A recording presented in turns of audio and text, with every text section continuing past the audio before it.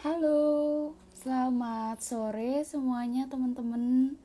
Apa kabarnya di hari Minggu? Sehat semua ya? Nah, hari ini kita akan mengundang bintang tamu nih untuk sesi Instagram Live Indonesia Mengglobal yang pertama di tahun 2021. Nah, ini temanya membahas tentang program beasiswa Fulbright untuk jenjang master dan PhD. Nah, nanti kita akan undang dua pembicara. Yang pertama itu Mbak Miftahul Mardiah dari Fulbright Indonesia, dan yang kedua itu ada Haifah Inaya. Haifah ini adalah salah satu Fulbrighter di tahun 2015. Nah, kita langsung undang aja ya Mbak Mita untuk bergabung dengan kita di Instagram Live kali ini.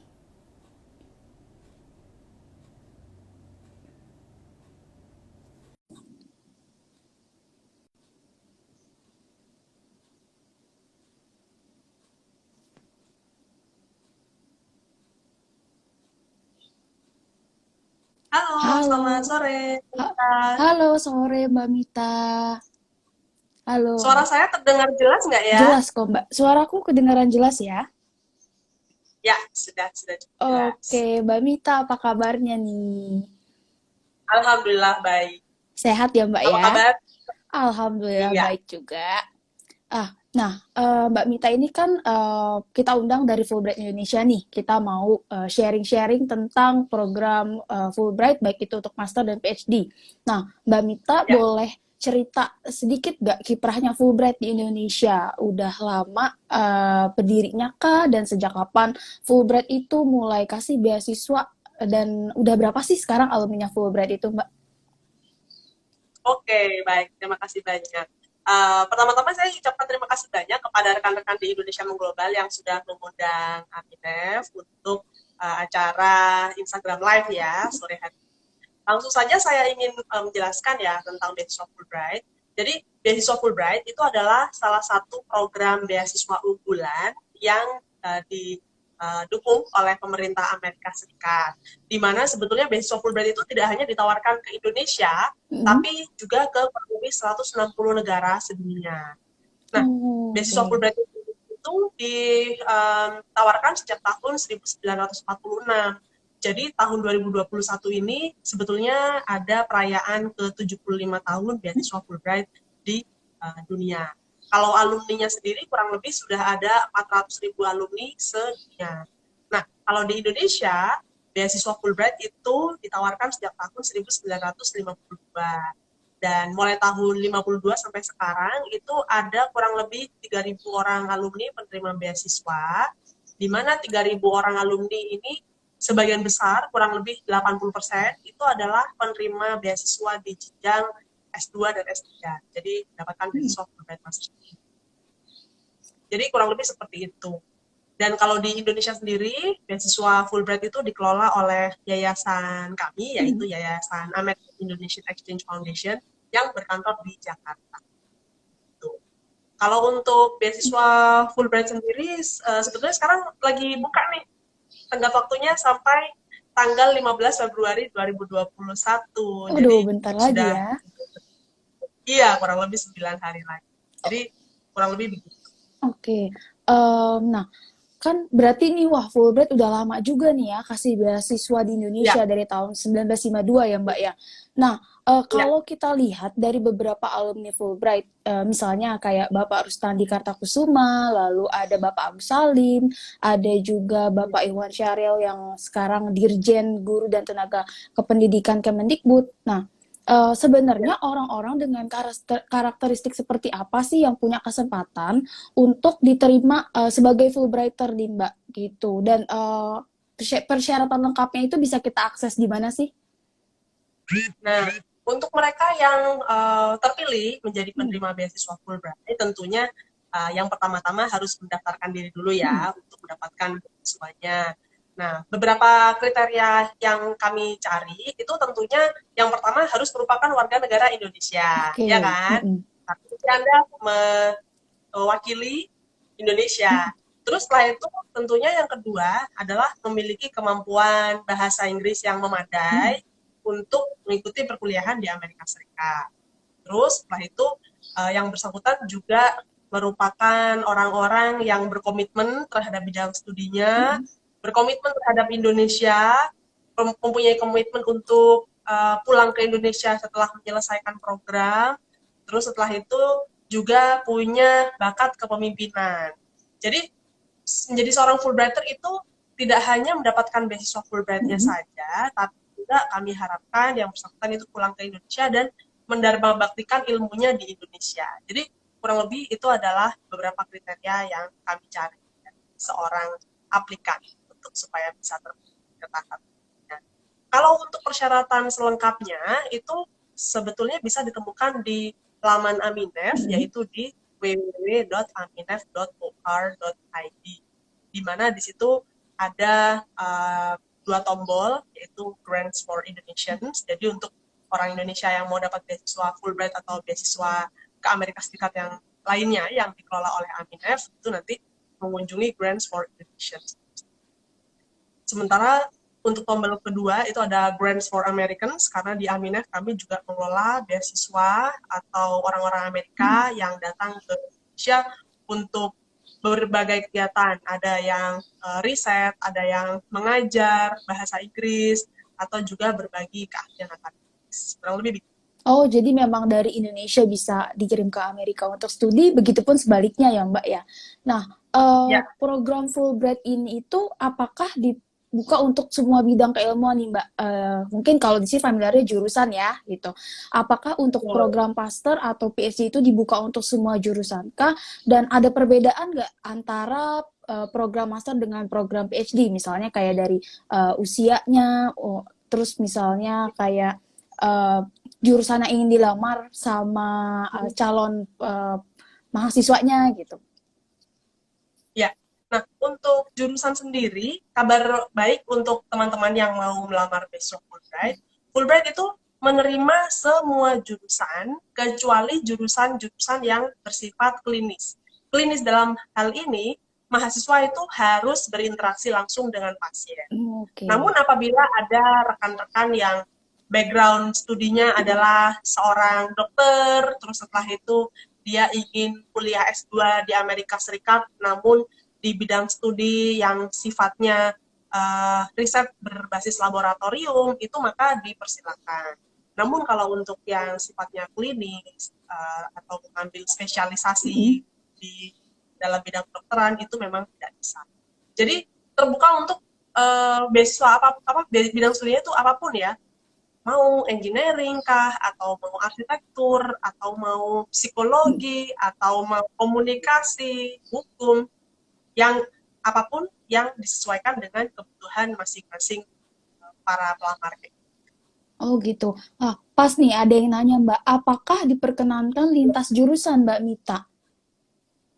Nah, kalau untuk lintas jurusan itu salah satu keunggulan dari studi di Amerika Serikat itu adalah bisa difasilitasinya kuliah yang lintas jurusan. Dalam hal ini satunya kuliahnya itu berbeda dengan yang let's say diambil untuk S2-nya gitu ya.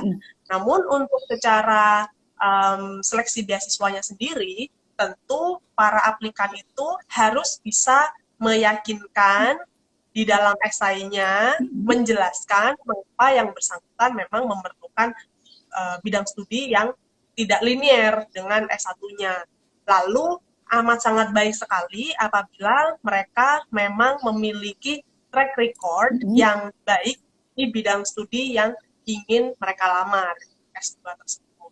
Tentunya bukan seperti misalkan, wah saya S1-nya pendidikan bahasa Inggris, tapi setelah saya rasakan ternyata kuliah di jurusan ini atau berkarir di jurusan ini bukan buat saya banget. Akhirnya udah saya mau kuliah jurusan komunikasi aja. Namun yang bersangkutan tidak punya track record di bidang komunikasi tersebut, tentunya itu tidak bisa dianggap sebagai alasan yang kuat ya. Jadi oleh karenanya track record yang mumpuni di bidang studi yang memang dia lamar, tentu hal tersebut diperbolehkan. Tapi biasanya ini berlaku kalau misalkan tentunya kalau misalkan dari S1-nya hukum terus Mm-mm. mau S2 teknik tentunya nggak bisa Ya, ya. Tapi kalau misalkan kebalikannya itu mungkin ya masih ada ada chance kemungkinan ya. dari ke social science ya betul. Oh gitu. Dan ada juga nih sekalian dia Mbak yang nanya, berapa orang yang menerima beasiswa master dari Fulbright setiap tahunnya Mbak Mita? Nah, untuk penerima beasiswa Fulbright itu memang setiap tahunnya kuotanya itu ditentukan oleh pemerintah Amerika Serikat Oke. karena mereka adalah selaku pemberi dana ya Mm-mm. untuk beasiswa Fulbright Indonesia. Sebagian besar dananya berasal dari Amerika Serikat. Namun kalau untuk dalam satu tahun yang untuk S2 misalkan Mm-mm. itu kurang lebih yang diterima biasanya sekitar 50 sampai dengan 100 orang. Mm-mm. Kalau untuk S3-nya itu kurang lebih ada di 10 sampai 20 orang Wah, gitu. persaingan ketat ya Mbak ya, satu Indonesia untuk tentang paling banyak 100 ya setiap tahunnya. Nah, Ya, berarti kan untuk pelamar yang mau jadi Fulbrighter nih Mbak, itu kan pasti sudah memenuhi syarat-syarat yang ditentukan, mulai dari skor TOEFL-nya minimal berapa, lalu IPK, lalu apakah dia punya surat rekomendasi atau tidak gitu. Nah, tapi di luar persyaratan itu yang sudah ditentukan, apakah ada penilaian lainnya Mbak Mita? Contohnya misalnya kayak dia udah apply duluan nih ke kampusnya, terus dia punya letter of acceptance. Apakah case seperti itu menjadi nilai lebih ketika proses penyaringan awardee Fulbright itu Mbak? oke. Nah, untuk supaya proses seleksi ini berlangsung secara adil dan Mm-mm. setara Mm-mm. untuk semuanya, jadi untuk melamar Fulbright itu tidak perlu ada letter of acceptance terlebih dahulu. Oke. Tanpa punya letter of acceptance pun itu dipersilakan untuk melamar Fulbright karena memang skemanya atau timelinenya itu mereka melamar dulu beasiswanya. Lalu setelah menjadi kandidat penerima beasiswa, barulah proses berikutnya itu dijalankan, yaitu proses untuk mencari kampus, maksud saya mendaftarkan ke kampusnya, Mm-mm. terus setelah itu melengkapi persyaratan skor TOEFL dan juga tes graduate record examination atau GRE-nya itu akan dilakukan setelah menjadi kandidat penerima beasiswa Fulbright. Namun ada baiknya para pelamar itu sudah cari tahu kira-kira kampus mana di Amerika Serikat Mm-mm. yang memang menyediakan jurusan dan juga spesialisasi yang dia inginkan. Karena di Amerika sendiri ada kurang lebih 4.000 kampus yang bisa dipilih Mm-mm. oleh para pelamar. Dan masing-masing kampus itu menawarkan bidang studi dan juga spesialisasi yang berbeda-beda. Jadi ketika dia mencari kampusnya di Amerika Serikat, itu juga pada saat yang bersamaan akan bisa membantu dia ketika dia menulis esai, yaitu esai study objektif dan personal statement, yang mana esai itu harus dilampirkan ketika melamar beasiswa Fulbright. Di formulir aplikasi pun kami akan sediakan sebuah section section khusus di mana para pelamar itu bisa menuliskan kira-kira kampus mana di Amerika Serikat yang ingin dia tuju. Jadi kurang lebih seperti itu.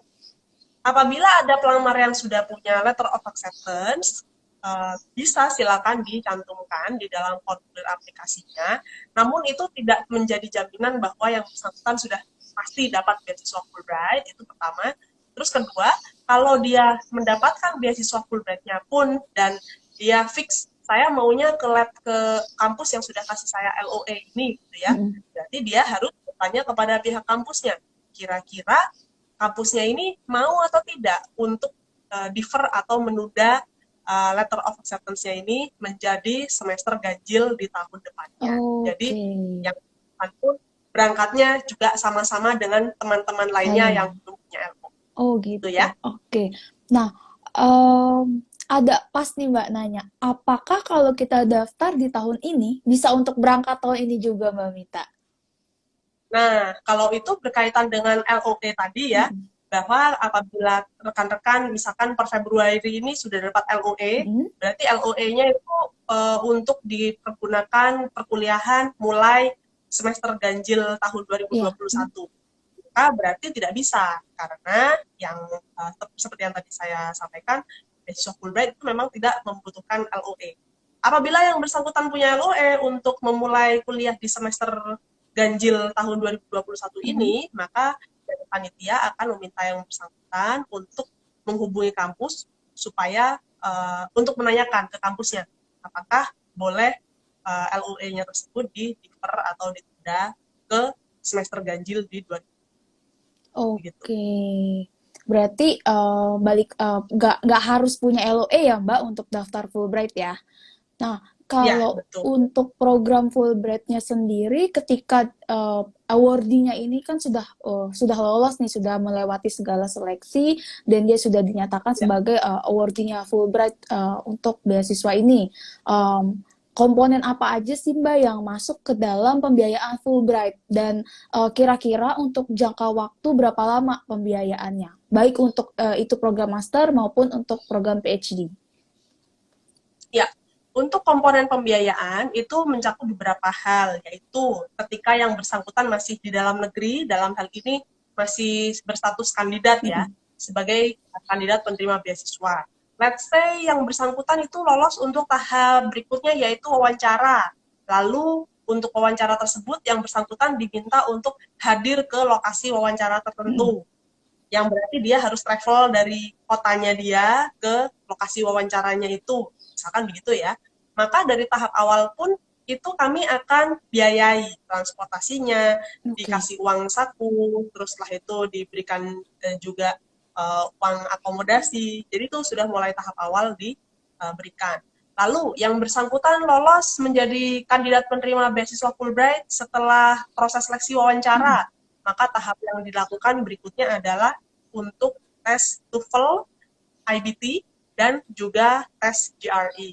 Apabila untuk tes ini pun yang bersangkutan harus berangkat ke kota tertentu karena tidak ada tes center di kotanya, maka juga biaya transportasinya kami tanggung, biaya tesnya juga kami tanggung, terus setelah itu akomodasi dan uang saku juga kami tanggung.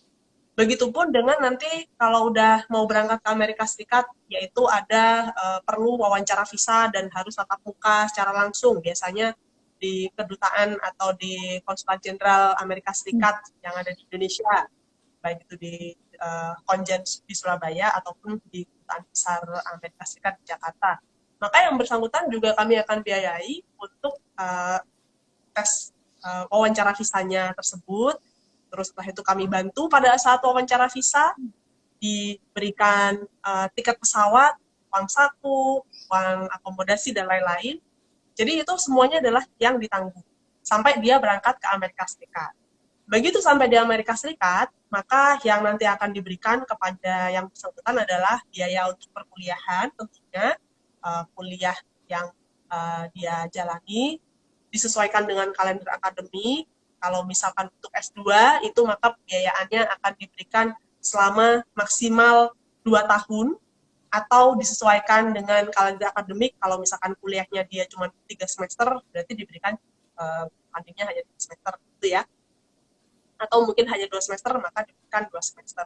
Lalu untuk kuliah jurusan kuliah jenjang S3, Mm-mm. maka nanti akan di-cover selama 3 tahun untuk pembiayaannya. Terus tentunya kami akan biayai dia uang saku bulanan, terus ada juga tiket pulang pergi Amerika Indonesia 1 kali pulang pergi, dan juga asuransi kesehatan yang sesuai dengan standar Fulbright dan juga standar kampus di mana dia akan bekerja. Jadi itu adalah kurang lebih cakupan atau komponen biaya. Oh, cakupannya lengkap banget ya, Mbak. Sampai ke asuransi kesehatan juga udah disediakan ya sama Fulbright. Nah, pas ada Ya, yang tanya, kalau awardee-nya ini punya histori penyakit, tapi udah lebih dari 5 tahun sembuhnya gitu. Apakah nggak apa-apa nih, Mbak, untuk coba apply Fulbright? kalau untuk beasiswa Fulbright pada dasarnya itu terbuka untuk mereka yang berasal dari semua kalangan, tidak apa namanya regardless sexual orientation atau misalkan status dia agamanya apa, itu tidak ada seperti itu. juga termasuk dengan status bagaimana riwayat penyakitnya gitu ya. Apabila dia punya riwayat penyakit, misalkan penyakit tadi saya melihat ada yang gimana nih kalau pernah TBC dulu 5 tahun yang lalu, 5 tahun yang lalu berarti kemungkinan sekarang sudah selesai kan ya, sudah tidak masalah. Jadi memang ketika hal tersebut ketika mau berangkat nanti ke Amerika Serikat, Anda akan diminta untuk mengisi medical history atau medical form. Silakan disebutkan saja apakah Anda memang apakah pernah TBC. Dicentang saja, iya, sejujurnya saja. Tapi hal tersebut tidak menjadi sebuah alasan bahwa ya akan ditolak beasiswanya, karena itu tidak akan ditanyakan. Oke, tadi Mbak Minta sebutkan kan terbuka untuk yang penting warga negara Indonesia ya, tidak peduli latar belakangnya atau seperti apa. Ada yang tanya nih Mbak, apa ada batasan umur untuk mendaftar program Fulbright? Nah, gimana tuh Mbak? Nah, salah satu keunggulan beasiswa Fulbright itu adalah tidak adanya batasan usia. Oke. Ya, biasanya ya untuk rekan-rekan itu silakan mendaftarkan Fulbright. Terkait dengan batasan usia ini, kami mengharapkan para pelamar ini memiliki usia aktif sebelum memasuki masa pensiun itu setidaknya 5 tahun dari pekerjaannya yang sekarang gitu ya. Karena apa? Supaya dia masih punya waktu untuk mendarma baktikan atau membagikan ilmu yang didapatnya dari Amerika Serikat. Gitu. Jadi, let's say sekarang usia pegawai negeri sipil biasanya pensiun di umur berapa? 56 atau 57 ya, kalau tidak salah. Misalkan yang bersangkutan sudah usia 49, berarti dia bisa melamar besok Fulbright, kuliah di Amerika 2 tahun misalkan, ketika pulang dia masih punya masa mengabdi setidaknya 5 tahun. Jadi ya silakan. Iya, namun memang pada saat ini itu rata-rata orang-orang yang melamar besok Fulbright itu memang ada kecenderungan lebih muda gitu ya. Ada yang fresh graduate, ingin melamar Fulbright ada juga yang sudah punya pengalaman kerja 5 tahun melamar Fulbright juga ada yang punya pengalaman kerja 10 tahun melamar Fulbright juga ada. Jadi masing-masing orang itu punya kesempatan yang sama. Oke, karena memang tidak ada batasan usia, jadinya beragam banget ya yang daftar, mulai dari fresh grade ada, yang udah experience juga ada. Nah, kalau untuk program Fulbright sendiri ini, apakah Fulbright memberi persiapan khusus nih ke awardee-nya? Kayak ada pre-training kah sebelum berangkat atau gimana gitu, Mbak? Oke, untuk kesempatan untuk training itu ada, namun tentunya semua pelamar itu harus memenuhi persyaratan minimal yang kami tetapkan supaya formulir aplikasi dan berkasnya itu bisa dipertimbangkan. Untuk kesempatan pre-academic training itu ada dan biasanya ini akan berlangsung di Amerika Serikat. Let's say ada beberapa orang penerima beasiswa Fulbright yang berangkat lebih awal ke Amerika Serikat untuk bisa menjalani pre-academic training, yaitu sebuah program di mana program tersebut adalah pengayaan kemampuan bahasa Inggris.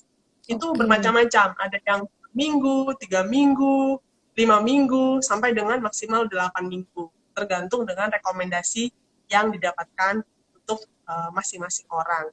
Apabila yang bersangkutan itu dianggap tidak perlu pre-academic training nih, maka yang bersangkutan langsung mengikuti orientasi, namanya itu kalau di Fulbright adalah Gateway Orientation. Jadi Gateway Orientation itu berlangsung 3 hari sebelum dia berangkat ke kampus masing-masing untuk memulai perkuliahan akademis. Oh, jadi memang ada ya pre-academic training yang dipersiapkan Fulbright untuk awardee-nya. Kalau untuk after studinya nih Mbak, apakah dari Fulbright ada koneksi atau jaringan sesama alumni Fulbright supaya bisa saling membantu sesama Fulbrighter untuk tentunya untuk lebih intensif nih membantu atau mengembangkan ilmunya yang didapatkan untuk berkontribusi di Indonesia gitu Mbak? Oke. Nah, kalau untuk berbicara tentang kandidat penerima beasiswa Fulbright, masing-masing orang itu tentunya memiliki target yang berbeda-beda. Ada yang setelah kuliah S2 atau S3 mau langsung pulang ke Indonesia, ada yang merasa, wah ini saya harus ada pengayaan pengalaman secara profesional nih, jadi saya maunya magang dulu, gitu ya, di Amerika Serikat. Maka untuk magang itu diperbolehkan, dipersilakan, dan bahkan dari Fulbright pun kami akan support dalam hal visa, yaitu untuk izin tinggalnya di Amerika Serikat. Oke. Di mana untuk magangnya tersebut itu diperbolehkan selama maksimal 1 tahun setelah menyelesaikan studi S2 ataupun S3-nya. Nah, biasanya untuk posisi-posisi seperti magang, ini adalah sebuah posisi yang sangat kompetitif di Amerika Serikat. Jadi kami akan serahkan keputusan kepada yang bersangkutan untuk mencari tahu kira-kira di kampus di mana atau di lembaga mana yang sekiranya menyediakan kesempatan untuk magang. Apabila di situ ada Fulbrighter, tentunya ya silakan Anda berkoneksi terhubung untuk bisa melakukan kegiatan magang tersebut. Jadi kurang lebih begitu. Oke, wah udah banyak banget nih Mbak pertanyaan yang masuk. Dan ini menarik sih karena kita kan lagi pandemi nih. Kuliah jadi mungkin harus online. Sedangkan Fulbright kan pembukaan pendaftaran sampai pertengahan Februari ya Mbak Mita. Gimana Ya, dengan kebijakan dari Fulbright nih? Apakah mahasiswa atau awardee-nya ini tetap harus pergi ke atau bisa melakukan perkuliahan secara online dari Indonesia? oke. Untuk berkaitan dengan pandemi, yang bisa kami bagikan adalah sejak tahun 2020 kemarin ya, karena adanya pandemik, maka pada tahun 2020 lalu, para penerima beasiswa Fulbright yang harusnya berangkat ke Amerika Serikat pada sekitar semester ganjil di 2020, itu memang mereka rata-rata memulai perkuliahannya secara online terlebih dahulu di Indonesia. Namun untuk mereka ini juga ada sudah beberapa orang yang sudah berangkat ke Amerika Serikat per bulan Januari atau Februari kemarin untuk bisa melangsungkan perkuliahan di Amerika Serikat secara langsung. Namun untuk perinformasi yang kami dapatkan, di Amerika Serikat pun itu sistemnya adalah hybrid. Hybrid dalam hal ini ada kelas yang dilakukan secara online, namun ada juga sedikit komponen tatap muka yang dilakukan, meskipun mereka ada di Amerika Serikat. Namun untuk kebijakan dari kami sebagai pengelola beasiswa Fulbright di Indonesia, tentu kami sangat memperhatikan atau sangat memonitor kondisi perkembangannya ya, perkembangan pandemi secara global, karena hal tersebut juga berkaitan dengan kebijakan dari pemerintah Amerika Serikat, wawancara visa sudah bisa dilakukan atau belum, kampusnya ini bagaimana, apakah sudah amankah atau tidak, karena tentunya keamanan, keselamatan, dan juga kesehatan para penerima beasiswa Fulbright asal Indonesia itu juga merupakan concern atau perhatian kami. Oke, ada lagi yang tanya Mbak, kalau misalnya masa studinya dia mau ambil program master dan ternyata itu lebih dari 2 tahun, gimana tuh Mbak Mita? Nah, untuk program studi yang misalkan yang bersangkutan ingin spesifik kampusnya harus itu, spesialisasinya harus yang itu, gitu ya. Jadi bisa terbuka opsi yang lain untuk mendaftarkan ke kampus lain. Dan maka kami akan menanyakan kepada yang bersangkutan. Misalkan dari beasiswa Fulbright hanya bisa tanggung 2 tahun. Apakah di tahun ketiganya dia memiliki dana secara mandiri untuk menanggungnya? Tentu kalau seumpamanya tidak ada, kami tidak akan menyarankan yang bersangkutan untuk kuliah di sana. Malah justru khawatir nanti drop out di tengah jalan. Namun Oke. alternatifnya, ketika proses pelamaran ke kampus di Amerika Serikat, Fulbright itu akan membantu prosesnya. Jadi Anda akan didaftarkan tidak hanya ke 1 atau 2 kampus, tapi 4 sampai dengan 6 kampus yang berbeda. Jadi inilah kesempatan yang bisa dilakukan oleh para aplikan untuk mencari tahu kira-kira kampus mana yang memang sesuai dengan jurusan yang ingin dia ambil. Kami yakin bahwa dengan adanya 4.000 kampus di Amerika Serikat, spesifik jurusan dan spesialisasi yang tersebut itu tidak hanya tersedia di satu Satu. kampus saja, pasti ada beberapa opsi lainnya. Jadi kami juga akan meminta para aplikan untuk bisa mempertimbangkan hal-hal seperti itu ya. Oke, jadi memang dari Fulbright sendiri juga membantu ya untuk si applicants ini punya banyak opsi, tidak hanya tertuju pada satu kampus saja. Oke, Mbak, Betul ya. karena memang waktunya terbatas juga, jadi itu tadi pertanyaan terakhir sih. Satu lagi deh dari Mbak Mita. Karena kan sebentar lagi Ya, udah deadline pengiriman berkas ya untuk program Fulbright. ya. Nah, Mbak Mita punya pesen nggak buat teman-teman di sini yang mungkin nonton, apakah ada pesan dari Mbak Mita nih untuk yang udah mulai intip-intip mau daftar Fulbright sebelum deadline-nya ditutup, Mbak? Nah, untuk rekan-rekan sekalian yang mau melamar beasiswa Fulbright, tentunya jangan tunda lagi ya, karena tenggat waktunya sudah 8 hari lagi. Apabila misalkan tidak terkejar deadline yang tahun ini, yaitu di 15 Februari 2021, maka kami persilakan untuk melamar lagi di tahun depannya. Karena untuk beasiswa Fulbright sendiri tidak ada batasan, yang bersangkutan itu boleh melamar sekian kali. Misalkan dia mau melamar terus-terusan 5 tahun berturut-turut, ya silakan. Namun tentunya kami harap yang bersangkutan bisa memperbaiki formulir aplikasinya ya, dan juga esainya. Jangan mengirimkan formulir aplikasi, esai, surat rekomendasi yang sama dari tahun ke tahun.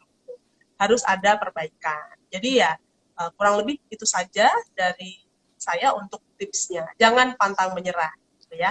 Dan kalau ada pertanyaan yang sekiranya ingin ditanyakan, jangan ragu-ragu untuk hubungi kami, baik melalui email ataupun telepon ataupun melalui direct message di Instagram. Oke, di Itu saja. @fulbright Indonesia ya, Mbak ya? Ya, betul. Oke, terima kasih banyak Mbak Mita atas waktunya hari Minggu mau sharing sama kita semua di sini. Visitorsnya sudah 200 lebih orang loh, berarti memang kan udah banyak nih yang kepengen jadi Fulbrighter juga gitu. Terima kasih Mbak Ya. Mita atas waktunya, semoga sehat selalu ya Mbak. Terima kasih sama-sama Munisa. Sukses dan sehat selalu Iya, untuk tim Indonesia Global.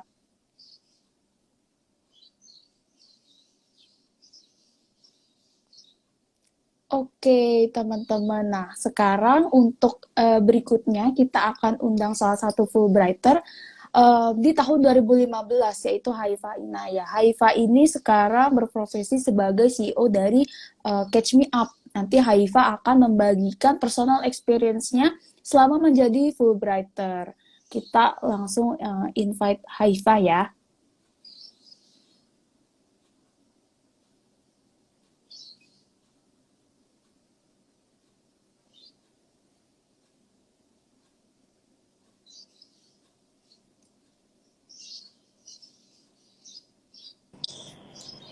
Halo Haifa. Halo, Suaraku halo, terdengar jelas ya. yes, jelas. Gimana kabarnya? Sehat? Al- Alhamdulillah sehat. Masih Oke WFH. ya. Haifa ini kan salah satu Fulbrighter tahun 2015 ya? Benar? Betul. Oke. Boleh sharing kah ke teman-teman di sini yang sedang menonton eh, sekarang kesibukannya apa? Lalu apa yang memotivasi kamu dulu untuk mendaftar Fulbright? Oke, thank you sebelumnya untuk Indonesia Boom Global untuk ngundang aku di kegiatan ini. Jadi sekarang kegiatan aku adalah aku lagi membangun startup media namanya Catch Me Up. Catch Me Up itu jadi kalau misalnya teman-teman subscribe, masukin alamat email tiap pagi jam 6 bakal dapat berita yang udah dirangkum secara casual dan gampang dan enak dibaca langsung ke inboxnya tiap pagi. Jadi bangun tidur, cek inbox langsung ada email dari Catch Me Up kayak gitu. Waktu itu sih motivasinya pengen kuliah, pengen daftar beasiswa Fulbright karena emang background aku adalah wartawan dari awal. Jadi apa namanya waktu itu kayaknya selesai pilpres, terus juga liputan-liputan politik gitu. Terus aku merasa kayak wah, udah selesai pilpres nih udah waktunya kayaknya nambah ilmu lagi, upgrading diri. Nah, kebetulan selama S1 itu aku emang sering banget daftar-daftar apa namanya kegiatan-kegiatannya Fulbright dari Global Ungrad dan lain-lain gitu. Nah, jadi pas aku daftar S2, kayak kalau nggak salah 3 atau 4 tahun selesai aku kuliah S1, terus aku daftar, alhamdulillah baru sekali daftar langsung keterima. waktu itu, terus dapatnya UMass Boston, kampusnya itu di Boston, dan jurusannya conflict resolution kayak gitu. Jadi aku pulang 2017. Oke. Nah, berarti kan kamu sebelumnya memang sudah aktif mengikuti kegiatan dari Aminef itu sendiri ya. Kalau ketika apply Fulbright nih, boleh cerita gak, Haifa, berapa lama waktu yang kamu habiskan untuk mempersiapkan segala keperluan untuk program ini, dan apa yang menurut kamu itu paling memakan waktu untuk disiapkan? Oke. Persiapannya tuh sebenarnya aku ambil lama banget ya, karena aku nggak suka yang kayak misalnya mendadak baru siapin semua.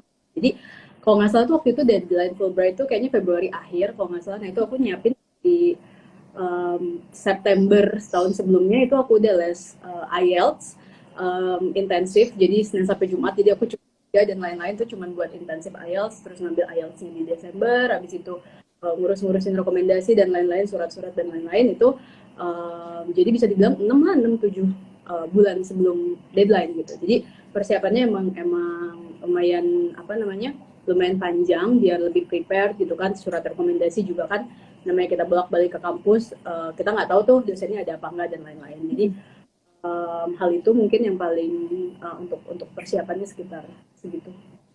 Tadi pertanyaan selanjutnya. Intensif sekali ya persiapannya, sudah dari hampir lebih dari 6 bulan sebelum pendaftaran ya sudah mempersiapkan. Nah, dari sekian lama itu Haifah mempersiapkan, tantangan terbesar apa nih yang kamu hadapin ketika waktu persiapan mendaftar Fulbright? Terus ada nggak pengalaman uniknya? Kalau tantangan apa ya? Mungkin nggak ada sih, cuman kayak kita harus bener-bener sering research gitu loh. Kayak apalagi jurusan aku di social science, waktu itu pengennya HI dan lain-lain. Tapi kemudian kayak kayaknya kalau misalnya aku pengen di Boston, pengen kampus ini, jurusan yang bagus ini. Nah, informasi-informasi kayak gitu itu nggak kita dapetin dari misalnya kita browser-browser doang. Jadi kita harus sering ketemu sama alumni. Waktu itu kebetulan di kantor aku mantan Pimretnya juga alumni di US gitu, jadi dia bisa ngasih banyak masukan. Jadi mungkin kalau menurut aku yang kita sering lewat tapi juga ketika mempersiapkan beasiswa adalah mendapat sering sharing dan sering dapat insight dari orang-orang yang udah pernah dapat beasiswa itu gitu. Jadi mempersiapkan pribadi penting gitu, berkas dan lain-lain, tapi juga persiapan kayak kita dapat insight dari orang-orang yang pernah dapat beasiswa itu penting. Nah di Fulbright ini aku dari awal aku mau daftar, kampusnya apa, persiapannya kayak gimana, aku mau wawancara, itu aku selalu sharing dan diskusi sama orang-orang yang udah pernah dapat Fulbright sebelumnya. Kebetulan di kampus aku juga kan kayak banyak dosen-dosen, jadi ya udah aku kayak datengin aja kayak mau wawancara nih, kira-kira persiapannya kayak gimana, jawabnya kayak gimana. Nah kayak gitu-gitu tuh kadang kita nggak bisa nyari pas kita nge-Google gitu, kita perlu ngobrol, perlu sharing sama orang, mungkin yang penting. Oke, jadi memang dari kitanya sebagai calon pelamarnya pun juga harus aktif ya untuk cari informasi, nggak segalanya bisa langsung ada disuguhin gitu. Harus kita juga gerak sendiri, diskusi mungkin ke orang-orang yang kita percaya capable bisa bimbing kita ya. Dan research. Oke, research tuh penting teman-teman, research tentang jurusan kita juga apalagi ya. Ya, jurusannya, kampusnya, negaranya, semuanya pokoknya.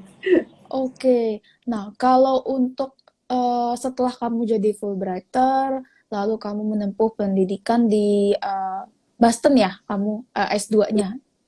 Nah, selain pendidikan akademik, Fulbright itu mengajarkan apa aja ke kamu, khususnya di pengembangan diri kamu, apakah di karir profesional kamu? Banyak banget sih yang justru mungkin kayak yang kita pelajarin yang non degree juga kayak hampir sama banyak degree gitu. Yang pasti kayak pertama kali sebelum berangkat masih di Indonesia kita udah dapat namanya pre-departure. Jadi sebelum berangkat kita ketemu sama teman-teman yang sesama Fulbright tapi dari Indonesia. Itu kayak networking banget karena Fulbright itu dari sampai Merauke. Terus juga kita jadi banyak belajar dari yang senior-senior gitu karena mereka ngisi materi dan lain-lain. Itu ketika masih di Indonesia. Setelah berangkat juga namanya orientation. Pokoknya kayak kita ada orientasi untuk bahasa. Jadi bahasa Inggris kita di-assess kalau misalnya emang lancar banget atau udah bisa lanjut gitu, ada yang langsung ke kampus. Tapi ada juga yang ditaruh di kampus-kampus lain dulu untuk mengenal culture dan meningkatkan kemampuan bahasa Inggrisnya kayak gitu. Itu kebetulan waktu itu aku ditaruhnya di San Diego, jadi kayak East Coast West Coast, jadi dapat pengalaman dua-duanya gitu kan. Kampus aku di Boston, tapi aku pre-akademiknya di apa namanya di San Diego, dan itu selama 4 minggu, dan 4 minggu itu benar mengenal culture US, dari mulai kita diajakin masuk ke kelas-kelasnya sampai misalnya apa namanya volunteering, atau misalnya kita tinggal di rumah host gitu, host family, terus kayak ada kegiatan-kegiatan kita ikut culture mereka kayak gimana, sampai misalnya kita ngurusin gimana sih cara ngisi insurance gitu, health insurance dan lain-lain. Jadi kayak kita benar-benar dipersiapkan sematang itu untuk akhirnya kita berangkat ke kampus masing-masing untuk benar-benar kuliah S2. Jadi pas kita nyampe ke kampus itu kita nggak kaget lagi, karena kita ada persiapan yang beberapa minggu sebelum itu. Terus belum mulai kuliah. Terus mungkin pas udah pertengahan semester, dari tahun pertama ke tahun kedua itu ada namanya enrichment seminar. Jadi kita dikasih ikutan seminar semuanya dari Fulbright, all full paid semuanya. Kita tinggal aja kita mau yang kayak apa, minatnya, yang berminatnya yang topik-topik apa, kayak ada politik biasanya di Washington DC, terus juga ada entrepreneurship di East Coast, kadang waktu itu di Texas pada angkatan aku. Pokoknya topik-topik yang sesuai dengan minat kita. Habis itu kita berangkat kayak 4-5 hari untuk belajar soal topik-topik itu. Kebetulan waktu itu karena aku belajar politik, aku ikutnya election, dan itu lagi pilpres juga di DC gitu. Jadi itu pengalamannya seru banget, dibawa apa namanya, ketemu banyak orang, terus juga ketemu sampai datang ke kantor-kantor medianya untuk belajar gimana sih buat media di US itu bedanya sama di Indonesia apa, dan lain-lain. Jadi itu benar-benar ngelatih kita nggak cuma akademik doang, tapi juga apa ya, non akademik, networking juga, gimana caranya biar kita pede ngomong sama orang-orang, karena namanya ngumpul Fulbright tuh nggak 3-4 orang, mereka langsung 180 atau 150 gitu. Mungkin kalau lagi corona enggak ya, cuman kayak pas waktu itu tuh kayak gimana caranya kita bisa pede ngomong depan mereka dari Indonesia dan Fulbright dan lain-lain kayak gitu sih. Oke, jadi memang banyak banget pelajaran yang kamu dapat ya, tentunya pasti nggak hanya akademis. Nah, ini ada yang tanya, Haifa waktu pas apply Fulbright, ada apply kampus lain nggak selain UMass Boston? Kalau ada, kampus mana dan apakah diberikan coaching sama Fulbright waktu itu, atau memang kamu sudah browsing-browsing sendiri? Oke. Waktu itu kebetulan untuk kampusnya aku bilang cuman jurusannya aja waktu itu ke Fulbright. Jadi kayak jurusannya aku pengen conflict resolution gitu kan, tentang nyambung dengan HI dan lain-lain. Tapi kayak kampusnya di mana itu aku percayakan ke Fulbright, karena mereka tuh tahu banget kita tuh cocoknya dengan kualifikasi kita. Karena kan mereka juga melihat personal statement dan background kita.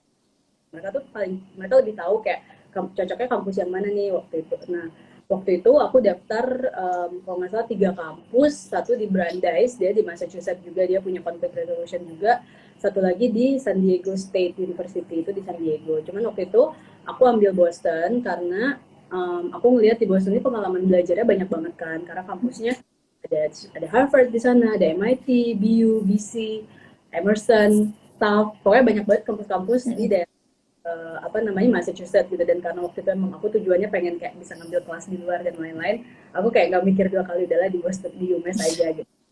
Kira-kira itu sih. Oke. Nah, ada yang tanya menarik karena relate sama kesibukan kamu saat ini.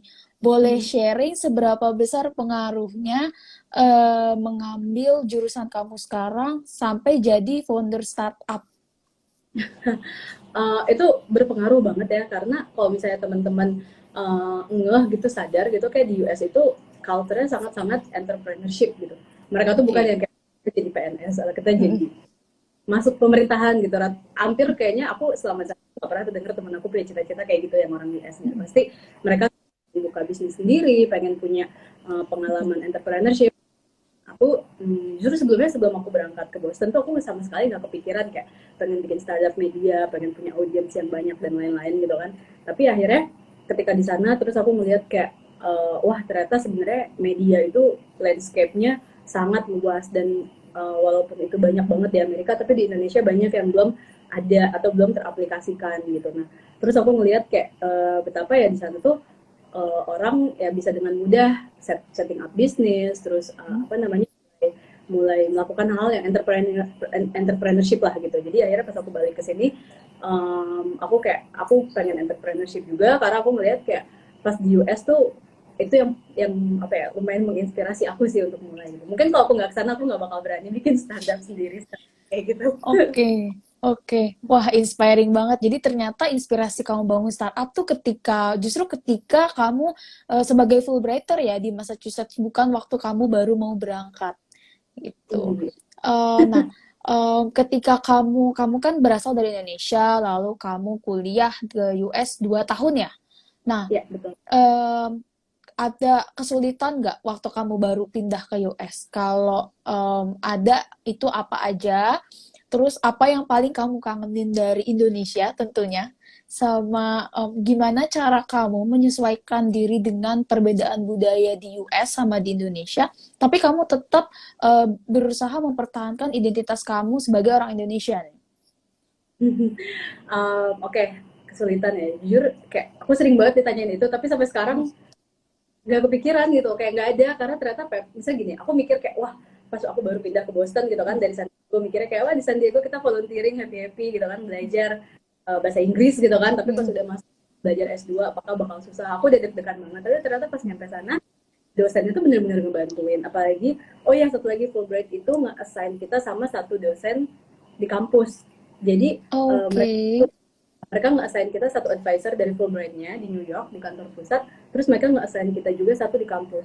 Jadi kalau misalnya ada urusan yang admin atau misalnya ngurusin asuransi yang kayak gitu-gitu, itu aku bisa ngurusin ke Fulbright New York. Tapi kalau soal akademik, aku bisa minta tolong ke profesor aku di kampus yang di-assign untuk bantuin aku secara akademik gitu.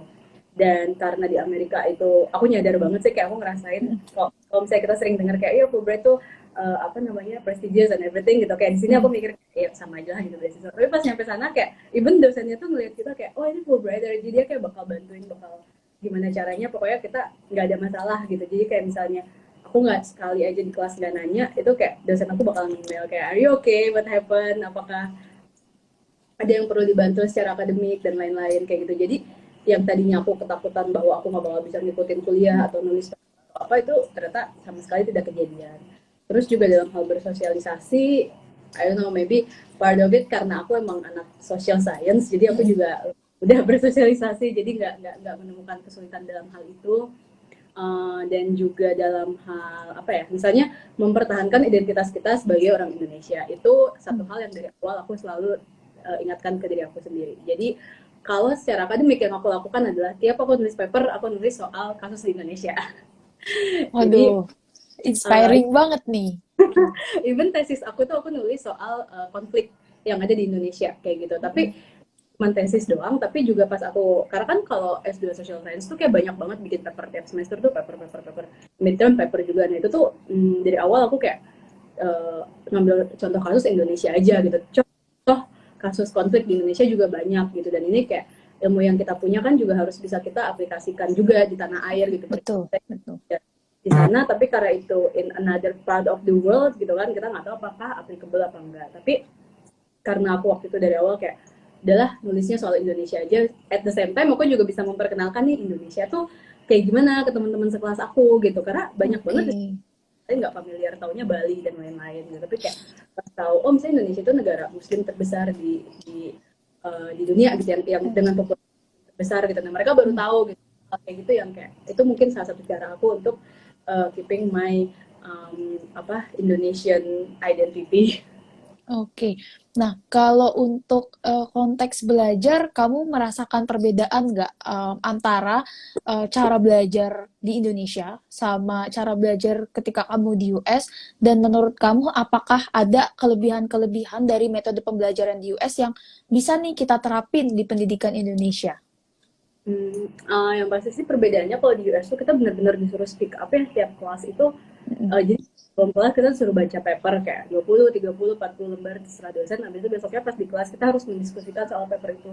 Kita kayak nggak boleh diem aja gitu, nggak ngapa-ngapain. Itu pasti kayak kita ditanya kayak kenapa gitu lah kayak gitu. Terus kayak karena nilai yang paling besar tuh mungkin gradingnya dalam keaktifan kita di kelas gitu. Jadi itu yang kayak aku lihat beda banget sama di Indonesia. Kalau di Indonesia kan kita ya udah gitu kan masuk kelas aja, jarang mungkin yang modelnya diskusi, nggak tahu sih, itu aku tahun lalu ketika aku masih S1 gitu, nggak tahu mungkin sekarang perkembangannya seperti apa. Tapi menurut aku hal kayak gitu tuh penting banget sih untuk bisa meningkatkan critical thinking kita. Jadi mungkin satu hal kalau misalnya bisa di approach di Indonesia juga, approach pendidikan di US yang bisa kita terapkan di Indonesia juga, mungkin salah satunya itu encouraging students untuk talk more, to speak their mind, itu penting gitu kan, untuk bisa diskusi, untuk terbuka dengan pikiran yang lain gitu. Mungkin itu yang bisa dipakai di Indonesia. Oke, oke. Jadi memang pendidikan di US itu lebih sering berdiskusi ya. Jadi sebagai murid atau mahasiswanya pun lebih berani untuk mengeluarkan pendapat, untuk saling berdiskusi satu sama lain ya. Nah, ini ada banyak ada yang tanya, Kak boleh sharing nggak jurusan Kakak itu apakah ada yang mensupport posisi Kakak sekarang membangun startup? Itu Mungkin yang kayaknya mungkin ini ya maksudnya pembelajarannya yang paling mensupport ketika kamu membangun startup. Itu mungkin pertanyaannya hampir sama-sama sama yang tadi sebelumnya. Again, entrepreneurship. Jadi mungkin nggak langsung linear pelajaran apa yang kita pelajari di kelas, tapi lebih ke mentality sih. Karena kayak kalau di sana kan apa-apa harus bisa sendiri, terus juga nggak boleh gampang nyerah gitu. Kalau misalnya nggak dapet, usaha lagi. Mungkin yang kayak gitu. Oke. Tapi kalau yang bener-bener kayak kelas yang aku pelajarin, terus kayak applicable dalam startup aku, mungkin lebih ke soft skill-nya aja sih. Gitu. Karena aku Oke. resolution kan, mungkin ada kelas namanya negosiasi, terus kayak ya udah belajar negosiasi di sini gitu. Dan teori-teori yang kita pelajarin di sana bisa kita aplikasikan juga di sini. Oke. Nah, ini juga ini kayaknya paling banyak ditanyain sampai lebih dari 3 orang. Pertimbangan Kakak untuk ambil Fulbright scholarship dan em, dibandingkan scholarship lainnya apa? Karena kan memang kamu sebelumnya udah sering aktif ya ikut kegiatan Fulbright. Ya. Pertimbangannya karena aku benar-benar waktu itu pas aku S1 tuh aku ngelihat kalau untuk social science field aku US itu salah satu yang paling advance keilmuannya. Oke. Misalnya kita tahu di sana misalnya ada Kennedy School di Harvard, MIT, ya ada social science-nya dengan profesor-profesornya yang terkenal banget, yang very very notable science. Jadi waktu itu aku lihat kayaknya kalau dari jurusan aku yang paling cocok di situ gitu. Kayak misalnya Georgetown, dia terkenal banget dengan international affairs-nya dan lain-lain. I believe di negara lain pun punya keunggulan-keunggulan tertentu seperti itu gitu. Tapi kalau buat aku ketika aku daftar Fulbright, yang aku lihat, aku nggak ngelihat kayak apa ya negaranya atau apa atau benefitnya kayak apa. Kalau benefit karena itu udah dipertanyakan lah gitu kan, kalau ada Fulbright, benefitnya Fulbright ya kayak gimana gitu. Cocok nggak sih sama aku gitu. Jangan daftar kuliah itu cuma karena kerennya di US atau kayak kerennya di Eropa atau di apa gitu, tapi kayak cocok nggak sama kita gitu. Kalau misalnya kita belajar ilmu social science tapi di negara yang terkenal natural science-nya atau dengan eksaknya gitu, nah itu kira-kira applicable nggak ilmunya, maksimal nggak kita belajarnya. Karena kan ini kita juga cuti atau kita berhenti kerja selama 2 tahun gitu kan, kita meninggalkan keluarga, meninggalkan comfort zone lama gitu, pastikan itu worth it kayak gitu. Itu sih. Oke. Jadi memang dari kitanya pun yang menyesuaikan ya, apakah negara tujuan kita itu cocok nih sama bidang studi yang mau kita tempuh itu. Nah, ada lagi yang nanya tentang masa perkuliahan, sistem gradingnya gimana Kak di US selain diskusi? Apakah memang mostly diskusi untuk kelas-kelasnya? Ya, sebenarnya mostly untuk kelas-kelasnya betul, banyakan diskusi, tapi juga ada misalnya midterm gitu pertengahan semester kita harus nulis paper, atau juga kayaknya pengalaman aku sih ya, karena aku social science, kayaknya hampir nggak pernah ada kuis, kayaknya rata-rata kita nulis paper aja kayak, karena kan mereka pengen ngeliat kerunutan cara berpikir kita secara logik gitu kan di sana. Tapi yang menarik menurut aku di sana tuh ketika kita mau lulus, cara nggak harus selalu dari tesis, ada tesis, ada namanya yang namanya kita nyelesain aja SKS semuanya sampai selesai. Misalnya untuk lulus 120 SKS gitu, ya udah ngambil aja sampai 120. Tapi kalau misalnya teman-teman suka nulis, suka dan pengen PhD buat nantinya kayak aku, itu apa namanya, mungkin tesis, karena kita melakukan penelitian, wawancara ke orang gitu, terus kayak bikin framework penelitiannya kayak apa, itu yang lebih akademis. Waktu itu aku ngambilnya itu. Yang ketiga capstone. Setahu aku capstone itu kayak kita bikin apa namanya, problem solving dari satu kasus yang terjadi di perusahaan atau di mana gitu. Jadi lebih ke, cuman karena aku pengen yang ngambil PhD, amin, semoga dapat Amin. ya. Semangat ya belajarnya ya. Mulai apply lagi. Nah, jadi aku ngambilnya riset biar aku memperkuat juga apa namanya, kapasitas nulis dan riset aku gitu, penelitian. Oke, berarti waktu itu risetnya di Amerika Serikat ya? Risetnya di Amerika, cuman kasus konfliknya yang ada di Indonesia. Oh, Jadi tetap bawa kasus dari Indonesia ya?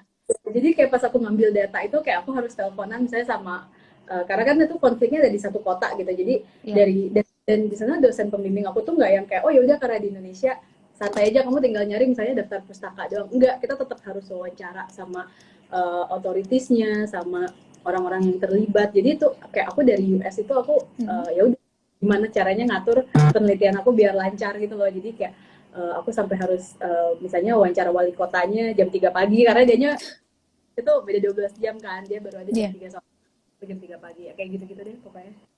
Berarti itu jadi salah satu challenge kamu ya untuk susun tesis ketika kamu ambil S2. Oke, kita lihat adakah lagi pertanyaannya? Hmm, Kak, boleh ceritain lagi nggak challenge-nya selain yang tadi, challenge yang dihadapi waktu susun tesis di Amerika Serikat? Ya itu tadi cuman beda time zone doang. Jadi misalnya kayak kita harus wawancara narasumber gitu kan buat tesis kita. Dia bilang ya bisa jam 12 gitu, jam 12 siang di sini, jam 12 siang di sana. Cuman kebetulan yang aku alhamdulillah senang banget juga karena di Indonesia, karena kuliah aku di Boston, jadi waktu itu ada dia Fulbrighters juga, dia peneliti soal Indonesia, namanya Prof. Bob Hefner. Sekarang dia di BU di Boston University. Nah, aku banyak dibantu sama dia. Jadi walaupun kita beda kampus, aku tetap bisa sharing karena di sana tuh se casual itu, sesantai gitu gitu loh. Kita bisa cross kampus untuk sekedar minta masukan, kira-kira bagusnya gimana nih penelitiannya secara akademik, kira-kira kalau kayak gini bisa dilanjutin nggak kalau kita mau PhD penelitiannya dan lain-lain. Nah itu aku sharing ke dia gitu, padahal dia beda kampus, tapi karena dia penelitiannya soal Indonesia, aku banyak dibantuin sama beliau gitu. Itu yang di US-nya. Belum lagi profesor-profesor yang di kampus yang emang pembimbing aku langsung gitu. Itu udah kayak tiap ada apa-apa butuh bantuan tuh pasti langsung dibantuin. Jadi sebenarnya itu nggak challenging juga sih, lebih ke apa ya? Sebenarnya kalau kita pikir kayak aduh susah nih, sebenarnya kayak nggak sesusah itu ternyata gitu setelah dijalanin. Oh, apakah memang di kampus-kampus di Amerika gitu ya? Nah, lingkungannya tuh sesuportif itukah? Apakah memang karena itu di Boston dengan banyak kampus yang ada di situ gitu? Oke, I cannot say untuk semua kampus karena aku nggak tahu, aku nggak pernah ke kampus nyoba kampus-kampus yang lain. Cuman kalau di UMass Boston menurut aku ya sesuportif itu gitu loh. Jadi kayak even ketika misalnya dosen aku ngelihat nih, ini anak bahasa bagus, logiknya dapet, tapi grammarnya kayak nggak ngerti gitu kan, dan mereka native gitu. Terus ya udah mereka tuh bahkan langsung daftarin aku untuk ikut misalnya tutoring bahasa Inggris. Dan pas tutoring itu pun misalnya aku udah mulai tutoring terus kayak selalu dicek in kayak gimana tutornya enak apa enggak, mau ganti apa enggak, kalau mau ganti nanti kita bantu ganti. Itu kayak bener-bener mereka yang proaktif memastikan kita nyaman dan kita bisa belajar sama dengan peer kita yang sama-sama orang US. Itu sih yang aku rasain beda banget sama pas aku S1 gitu. Oke, jadi memang dari lingkungan kamu pun ketika di US itu pun walaupun jauh dari rumah tetap suportif ya dan mendukung banget perkembangan dan kemajuan kamu. Ada lagi yang tanya, Kak, dulu kakak tes GRE nggak? Terus harus les atau ada persiapannya gimana? Aku waktu itu jari sekali tes, persiapannya ya belajar pakai modul yang ada aja. Terus kalau nggak salah waktu itu kampus aku nggak perlu JRI kalau nggak salah ya, jadi kayak kali terus ya udah kayak apa namanya langsung dapat kampus terus nggak aku lanjutin lagi. Cuman tetap tes karena kalau dua itu tetap harus ada sih kampus-kampus yang nggak perlu JRI. Oke.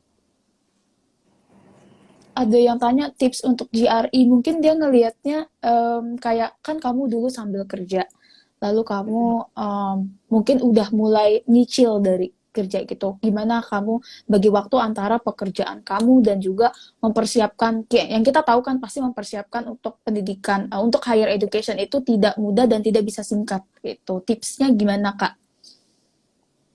JRE ya, waktu itu aku belajar dari di sini sih, dibantuin, maksudnya kayak ya itu aku banyak banyak belajar sama orang-orang yang udah pernah ngambil tes sebelumnya. Aku ngambil kalau nggak salah sempat les juga. Terus ya udah, apalagi khususnya kayak untuk, karena kalau JRE itu kan kayak social science juga kan, kayak kita memperluas vocabulary.